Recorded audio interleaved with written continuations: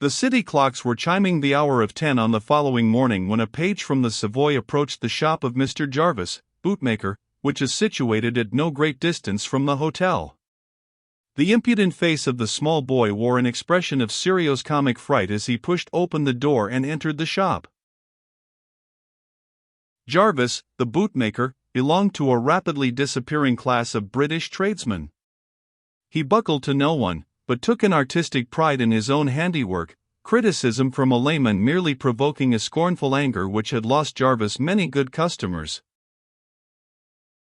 He was engaged, at the moment of the page's entrance, in a little fitting room at the back of his cramped premises, but through the doorway the boy could see the red, bespectacled face with its fringe of bristling white beard, in which he detected all the tokens of brewing storm. He whistled softly in self-sympathy. "Yes, sir," Jarvis was saying to an invisible patron, "it's a welcome sight to see a real Englishman walk into my shop nowadays. London isn't London, sir, since the war, and the Strand will never be the Strand again." He turned to his assistant, who stood beside him, bootjack in hand. "If he sends them back again," he directed, "tell him to go to one of the French firms in Regent Street who cater to dainty ladies." He positively snorted with indignation, while the page, listening, whistled again and looked down at the parcel which he carried. "An unwelcome customer, Jarvis?" inquired the voice of the man in the fitting room. "Quite unwelcome," said Jarvis. "I don't want him. I have more work than I know how to turn out. I wish he would go elsewhere. I wish." He paused. He had seen the page boy. The latter, having undone his parcel, was holding out a pair of elegant, fawn-colored shoes. "Great Moses," breathed Jarvis. "He's had the cheek to send them back again." "His Excellency," began the page, when Jarvis snatched the shoes from his hand and hurled them to the other end of the shop. His white beard positively bristled. "Tell His Excellency," he shouted, "to go to the devil, with my compliments." So positively ferocious was his aspect that the boy, with upraised arm, backed hastily out into the street. "Safety won, blimey," exclaimed the youth. "He's the warm goods, he is." He paused for several moments, staring in a kind of stupefied admiration at the closed door of Mr. Jarvis's establishment. He whistled again, softly, and then began to run, for the formidable Mr. Jarvis suddenly opened the door. "Hi, boy," he called to the page. The page hesitated, glancing back doubtfully. "Tell His Excellency that I will send round in about half an hour to remeasure his foot." "D'you mean it?" inquired the boy, impudently, "or is there a catch in it?" "I'll tan your hide, my lad," cried the bootmaker, "and I mean that. Take my message and keep your mouth shut." The boy departed, grinning, and little more than half an hour later a respectable-looking man presented himself at Savoy Court, inquiring of the attendant near the elevator for the apartments of His Excellency, followed by an unintelligible word which presumably represented Ormuz Khan. The visitor wore a well-brushed but threadbare tweed suit, although his soft collar was by no means clean. He had a short, reddish-brown beard, and very thick, curling hair of the same hue protruded from beneath a bowler hat which had seen long service. Like Mr. Jarvis, he was bespectacled, and his teeth were much discolored and apparently broken in front, as is usual with cobblers. His hands, too, were toil-stained and his nails very black. He carried a cardboard box. He seemed to be extremely nervous, and this nervousness palpably increased when the impudent page, who was standing in the lobby, giggled on hearing his inquiry. "He's second floor," said the youth. "Are you from Hot Stuff, Jarvis?" "That's right, lad," replied the visitor, speaking with a marked Manchester accent, "from Mr. Jarvis." "And are you really going up?" inquired the boy with mock solicitude. "I'm going up right enough. That's what I'm here for." "Shut up, Chivers," snapped the hall porter. "Ring the bell." He glanced at the cobbler. "Second floor," he said, tersely, and resumed his study of a newspaper which he had been reading. The representative of Mr. Jarvis was carried up to the second floor, and the lift man, having indicated at which door he should knock, descended again. The cobbler's nervousness thereupon became more marked than ever, so that a waiter, seeing him looking helplessly from door to door, took pity on him and inquired for whom he was searching. "His Excellency," was the reply, "but I'm hanged if I can remember the number or how to pronounce his name." The waiter glanced at him oddly. "Ormuz Khan," he said, and rang the bell beside a door. As he hurried away, "Good luck," he called back. There was a short interval, and then the door was opened by a man who looked like a Hindu. He wore correct morning dress, and through gold-rimmed pince-nez he stared inquiringly at the caller. "Is His Excellency at home?" asked the latter. "I'm from Mr. Jarvis, the bootmaker." "Oh," said the other, smiling slightly. "Come in. What is your name?" "Parker, sir. From Mr. Jarvis." As the door closed, Parker found himself in a small lobby. Beside an umbrella rack a high-backed chair was placed. "Sit down," he was directed. "I will tell His Excellency that you are here." A door was opened and closed again, and Parker found himself alone. He twirled his bowler hat, which he held in his hand, and stared about the place vacantly. Once he began to whistle, but checked himself and coughed nervously. Finally the Hindu gentleman reappeared, beckoning to him to enter. Parker stood up very quickly and advanced, hat in hand. Then he remembered the box which he had left on the floor, and, stooping to recover it, he dropped his hat. But at last, leaving his hat upon the chair and carrying the box under his arm, he entered a room which had been converted into a very business-like office. There was a typewriter upon a table near the window at which someone had evidently been at work quite recently, and upon a larger table in the center of the room were dispatch boxes, neat parcels of documents, ledgers, works of reference, and all the evidence of keen commercial activity.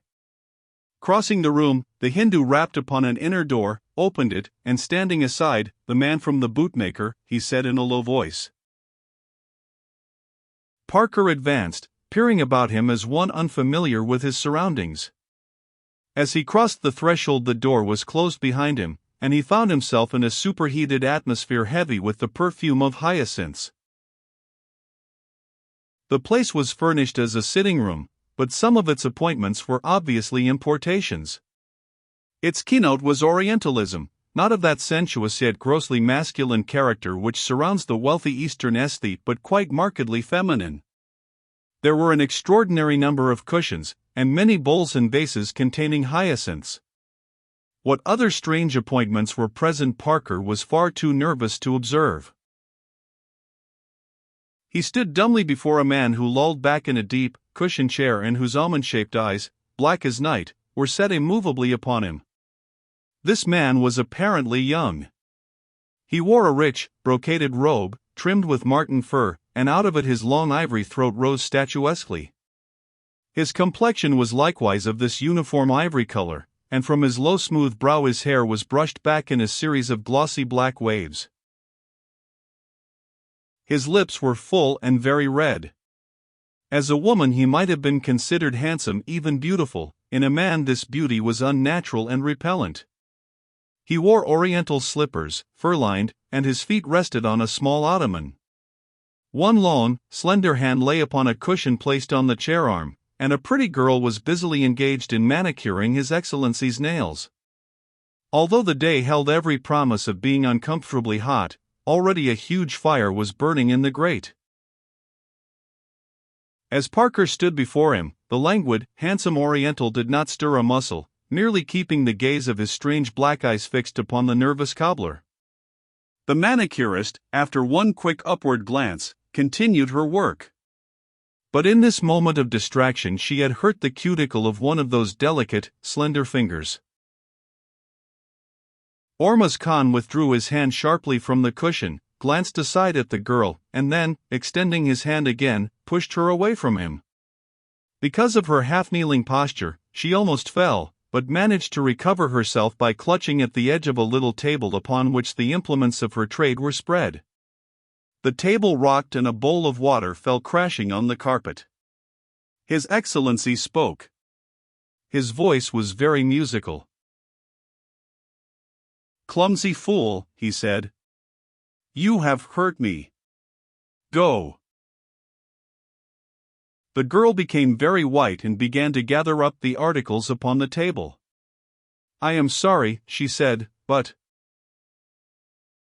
"I do not wish you to speak," continued the musical voice, "only to go." Hurriedly collecting the remainder of the implements and placing them in an attaché case, the manicurist hurried from the room.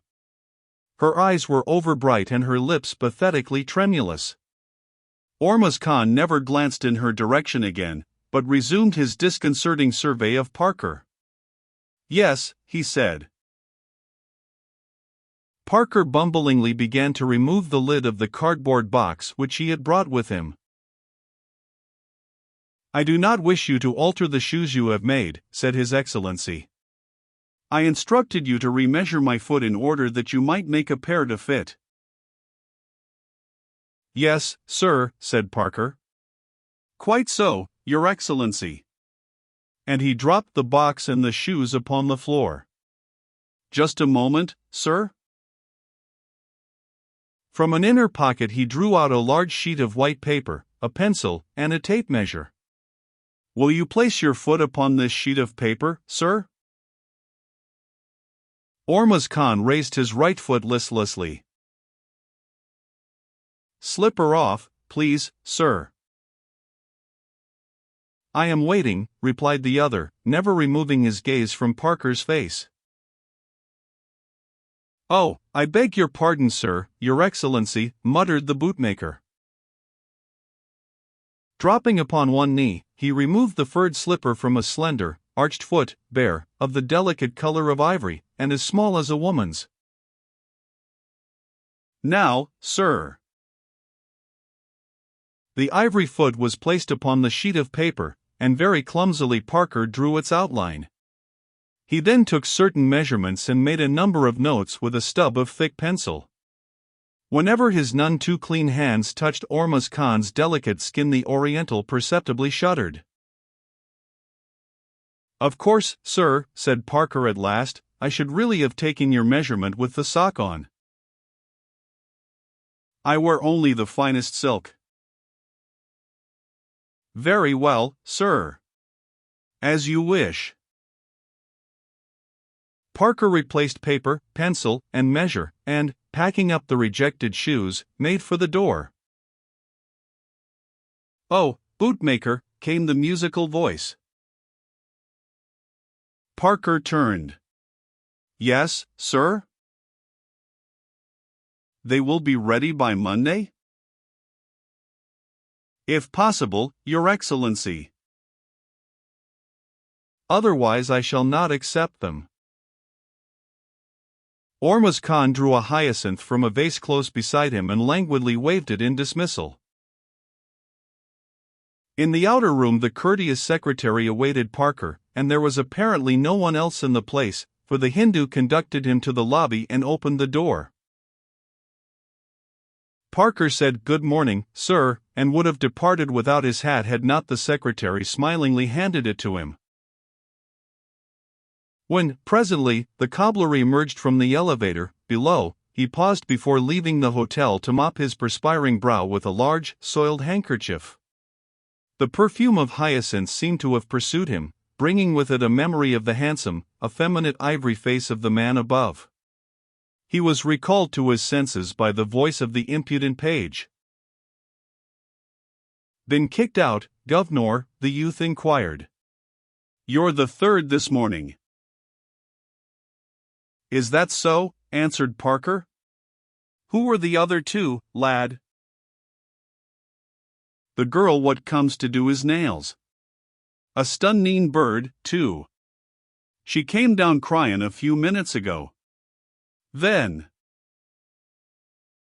Shut up, Chivers, cried the hall porter. You're asking for the sack, and I'm the man to get it for you. Chivers did not appear to be vastly perturbed by this prospect, and he grinned agreeably at Parker as the latter made his way out into the courtyard. Anyone sufficiently interested to have done so might have found matter for surprise had he followed that conscientious bootmaker as he left the hotel. He did not proceed to the shop of Mr. Jarvis, but, crossing the Strand, mounted a city-bound motor bus and proceeded eastward upon it as far as the Law Courts. Here he dismounted and plunged into that maze of tortuous lanes which dissects the triangle formed by Chancery Lane and Holborn. His step was leisurely, and once he stopped to light his pipe, peering with interest into the shop window of a law stationer. Finally he came to another little shop which had once formed part of a private house. It was of the lock-up variety, and upon the gauze blind which concealed the interior appeared the words, "The Chancery Agency." Whether the Chancery Agency was a press agency, a literary or a dramatic agency, was not specified, but Mr. Parker was evidently well acquainted with the establishment, for he unlocked the door with a key which he carried and, entering a tiny shop, closed and locked the door behind him again. The place was not more than 10 yards square and the ceiling was very low. It was barely furnished as an office, but evidently Mr. Parker's business was not of a nature to detain him here. There was a second door to be unlocked, and beyond it appeared a flight of narrow stairs, at some time the servants' stair of the partially demolished house which had occupied that site in former days. Relocking this door in turn, Mr. Parker mounted the stair and presently found himself in a spacious and well-furnished bedroom. This bedroom contained an extraordinary number of wardrobes, and a big dressing table with wing mirrors lent a theatrical touch to the apartment. This was still further enhanced by the presence of all sorts of wigs, boxes of false hair, and other items of make-up. At the table Mr. Parker seated himself, and when, half an hour later, the bedroom door was opened, it was not Mr. Parker who crossed the book-lined study within and walked through to the private office where Innes was seated writing. It was Mr. Paul Harley.